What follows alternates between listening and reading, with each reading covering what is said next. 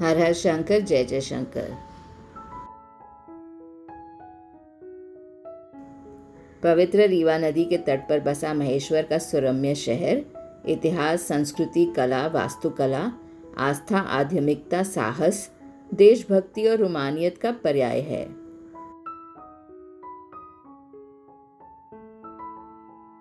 इस प्राचीन शहर के हर वर्ग इंच की एक कहानी है जो आपको मंत्रमुग्ध कर देगी।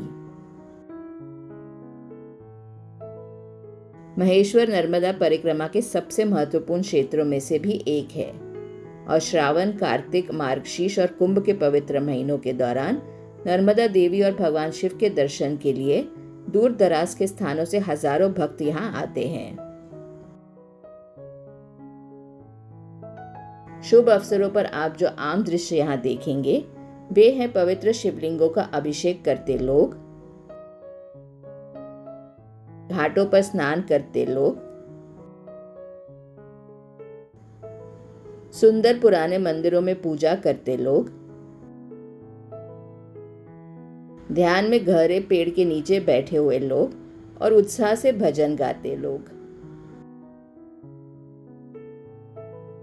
पुण्य श्लोक अहिल्याबाई होलकर द्वारा महेश्वर को होलकरों की राजधानी बनाया गया था, जिनका भारत में योगदान कम से कम कहने के लिए अभूतपूर्व है। अपने शासनकाल के दौरान उन्होंने महेश्वर, काशी और कई अन्य पूजा स्थलों में स्नान घाट, मंदिर, तालाब और हॉल बनवाए। उन्होंने भव्य किले के साथ साथ बनेश्वर महादेव मंदिर जैसे सदियों पुराने मंदिरों के जीर्णोद्धार का श्रेय भी दिया जाता है।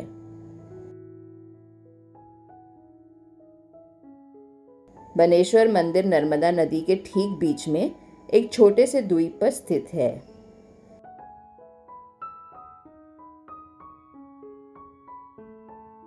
ऐसा माना जाता है कि इस मंदिर को 5वीं शताब्दी में बनाया गया था और बाद में राजमाता द्वारा पुनः निर्मित किया गया।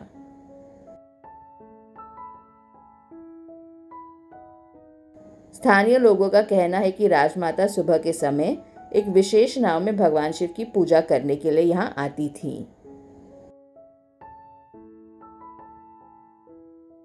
किंवदंती है कि यह मंदिर द्वापर युग से अस्तित्व में है।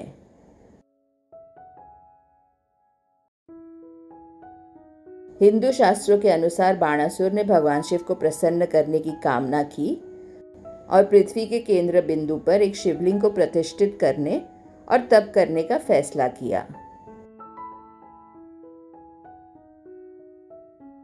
जब उन्होंने पृथ्वी के केंद्र बिंदु का स्थान जानना चाहा, तो इस स्थान का खुलासा उन्हें पृथ्वी देवी ने करवाया।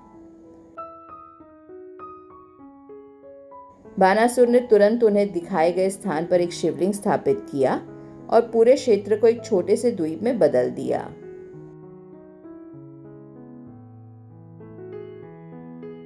इस कहानी का दिलचस्प हिस्सा यह है कि द्वापर युग में नर्मदा नदी की गहराई और चौड़ाई आज की तुलना में कम से कम 10 गुना अधिक थी।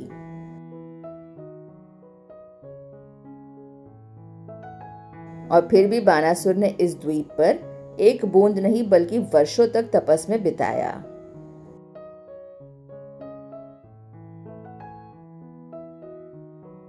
ऐसा कहा जाता है कि नर्मदा नदी द्वीप के चारों ओर बहती थी या पास के जंगलों और नदियों में बहती थी।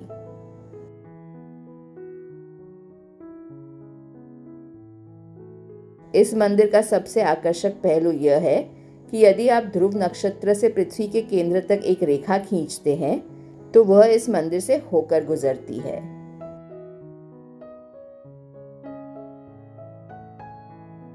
मंदिर पत्थर से निर्मित एक कमरे की संरचना है। हालांकि यह डिजाइन में बेहद सरल है, लेकिन इस द्वीप मंदिर की अलौकिक सुंदरता और रहस्यवाद आपकी सांसों को रोक लेता है।